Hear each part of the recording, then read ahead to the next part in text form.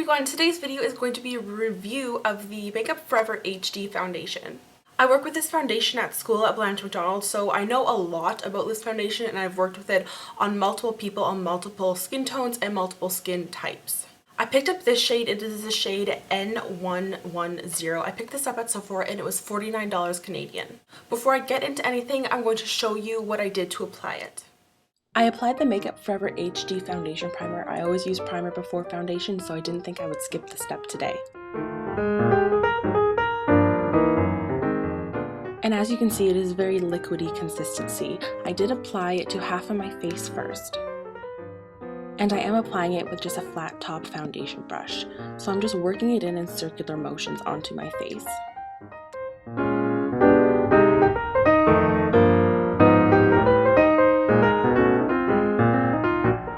I also went around my eye to cover up some of my dark circles there. So this is what the foundation looks on half of my face, and then the other half has no product on it right now. So you can see it does have about a medium coverage. For the other half of my face, I am applying it with a Beauty Blender. Beauty Blender is always my choice of application for foundation, so I decided why not give it a go here.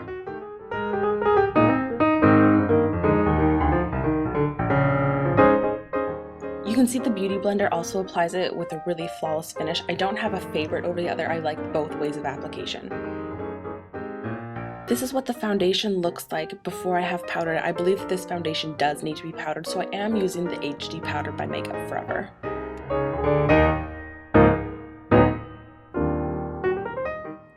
I just dusted a light coat of that over my face. And you can see that the finish of this is very matte and beautiful and quite flawless. This foundation is called an HD foundation, and it's meant to withstand harsh lighting and give you a flawless finish. This foundation is a water-based oil-free foundation. It has medium to full coverage. It's buildable for sure. It doesn't cover everything, but it gives you that flawless look, and on camera and in film, it gives you that like natural look to your skin. There are 26 shades in this line. I do own 5 of them. I'll get to that in a minute. As you can see in the video that I showed you how I put it on, one side I did with a foundation brush, I did with a flat top kabuki. That's pretty much what I think people will apply their foundation with. In school, I do apply it with a foundation brush like this. I find that it's pretty streaky with a brush like this, but once you powder it, it looks flawless. That's another thing about this foundation. You need to powder it. It's a foundation that really, it comes to life once you set it. It's a bit shiny at first, but once you set it, I use the HD powder that is available in a kit from Sephora. It honestly looks flawless. So half with a flat top kabuki, half with the Beauty Blender.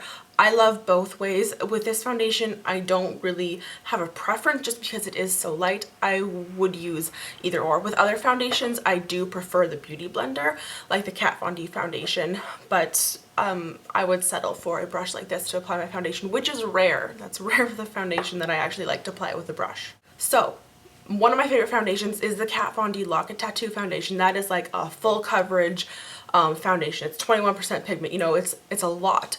This is more of like a natural look. This foundation like enhances your skin. It brings your skin to life. It doesn't dull it out. It doesn't like mattify it and just make it like this like blah. It really enhances your skin and it gives you that flawless look. Like, look at my face. It really does like enhance my skin to a beautiful, beautiful finish.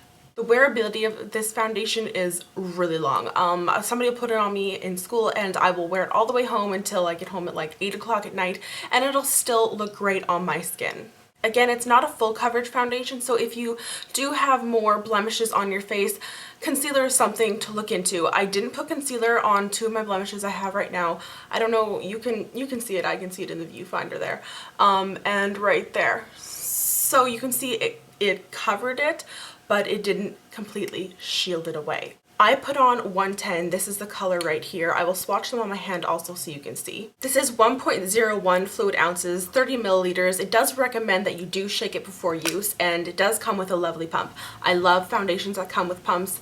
So clean, sanitary. I always appreciate when it comes with a pump. Color wise, this is 110. This is the second lightest shade. 107, which is available online, is a little bit more of a pinker tone. It's like deep pink undertones. This one still is a little too pink for me, so I can't go lighter because there is no such thing as lighter, but it does, like, if you see, it does flow very nicely. So that's 110, 115, 125, 140, 177. So here are the swatches of the colors I have. This is 110, what I have on my face today, 115, 125, 140, and 177. So as you can see there, I am much paler than the 110, which is on my face, but it works for me. Overall, I do love this foundation. I love working with this in school. I love working with it on my skin and with other people's skin. It works on oily skin, dry skin, acne prone skin, like blemish free skin, everything it works on. I've used it on all of those skin types. I will say, just like any other foundation, and I always promote this, moisturizing is really essential with this foundation. I do find that it does patch up if you have really dry skin. One of the girls in my class has super dry skin, and I have to make sure that I really moisturize her face before I put this on because it will look a little strange without that. But that being said, once I put the HD powder on it, it's perfect.